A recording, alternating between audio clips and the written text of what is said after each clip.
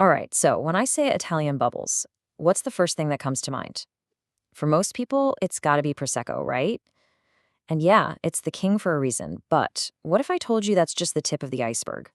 I mean, we're talking about a whole world of sparkling wine that's deep, complex, and, well, just incredibly delicious.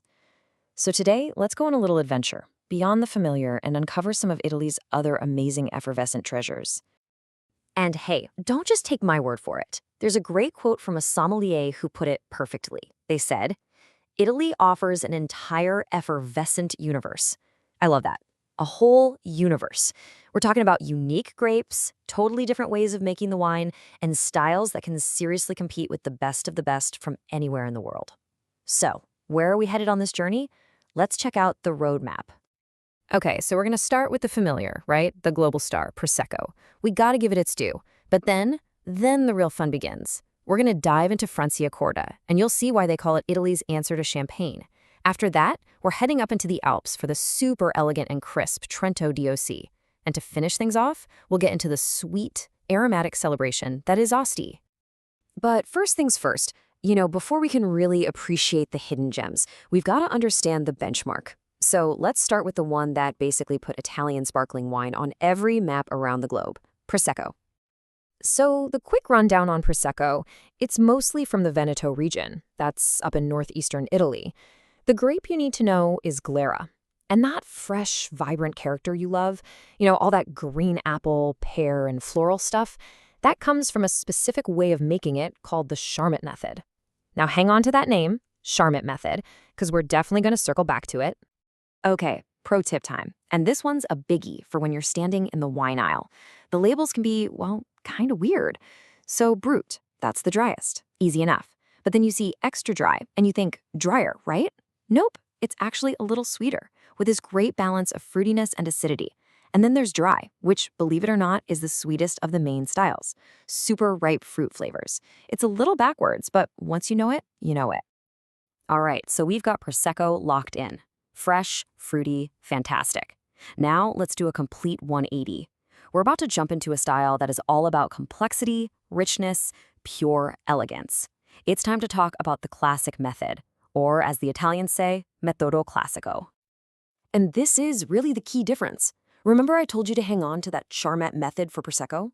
Well, in that method, the second fermentation, that's what creates the bubbles, it happens in a massive steel tank.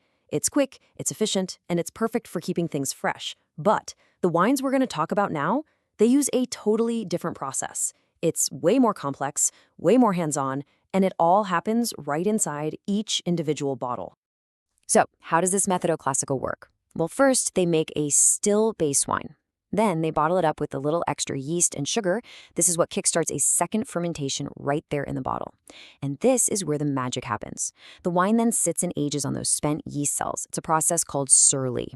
And this isn't just waiting around. It's a total transformation. This is how you get those incredible complex flavors. We're talking brioche, toast, nutty notes. It's a long, careful process that just builds layer after layer of flavor. I mean, the difference is just night and day, really. Think about it. Metodo Charmat is fast, it's done in a tank, and the whole point is to keep those fresh, fruity notes. Metodo Classico, it's slow, it's done in the bottle, and it's all about creating complexity, those toasty, elegant flavors. And that huge difference in time and labor, that's exactly why they taste so different. And let's be honest, it's also why you see a pretty big difference in the price tag. All right, now that we've got the method down, let's meet the two absolute heavyweights of Italian Metodo Classico. These are the prestige sparkling wines of Italy, the best of the best. First up, we have Franciacorta. This stuff comes from Lombardy, and there's a good reason it's so famous.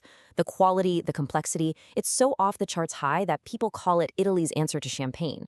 And you know what? It has absolutely earned that comparison. Just imagine sipping its rich, toasty goodness with something salty like Parmesan cheese or some crispy fried calamari. Amazing.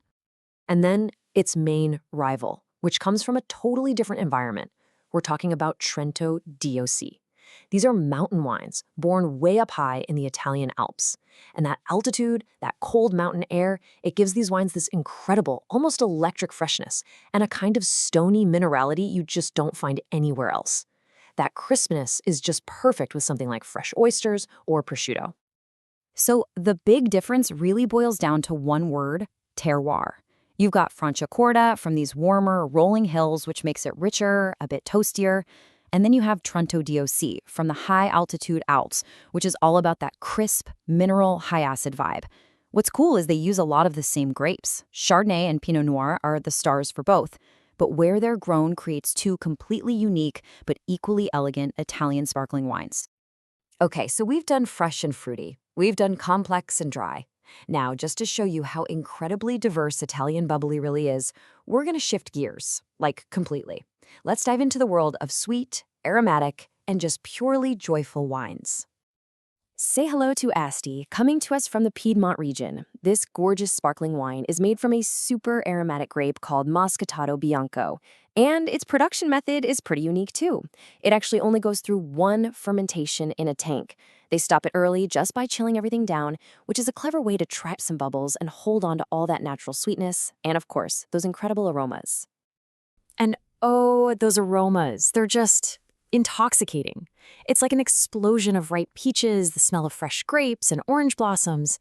It's light, it's so festive, and it's an absolute dream paired with dessert, like fruit tarts or panettone. Or, get this, try it with spicy Thai food. It's an amazing way to balance out the heat. Now, one more key thing to know here. You're generally going to see two types on the shelf. There's Asti Spumante, which is fully sparkling, spumante, with lots of lively bubbles and a bit more alcohol. Then there's Moscato d'Asti, which is more delicate, it's lightly sparkling, what they call frizzante, with less alcohol, and it's even sweeter and richer. So really, your choice just comes down to how bubbly and sweet you're feeling. Whew. Okay, so after that whirlwind tour, from Veneto all the way to the Alps and down to Piedmont, the big question is, how do you choose? Let's tie this all together. Let's figure out what your next bottle should be. All right, here's your practical guide. Think of this as your cheat sheet for the next time you're at the wine shop. If you're looking for something fresh, fruity, and just perfect for a party, Prosecco is your go-to. Celebrating something big, you want that champagne-level elegance and complexity, it's got to be Franciacorta. If you want a super sophisticated start to a meal with that crisp, mountain freshness, look for Trento DOC. And finally, for dessert or just a sweet, happy treat, Asti is absolutely the way to go. So there you have it. We went from the familiar to the super complex, from rolling hills all the way up to alpine peaks. We saw how just changing the production method can totally change the soul of a wine. It's pretty clear, right? Italy's sparkling world is so much more than just one name. So I guess the only question left is, which one of these amazing effervescent treasures are you gonna uncover next?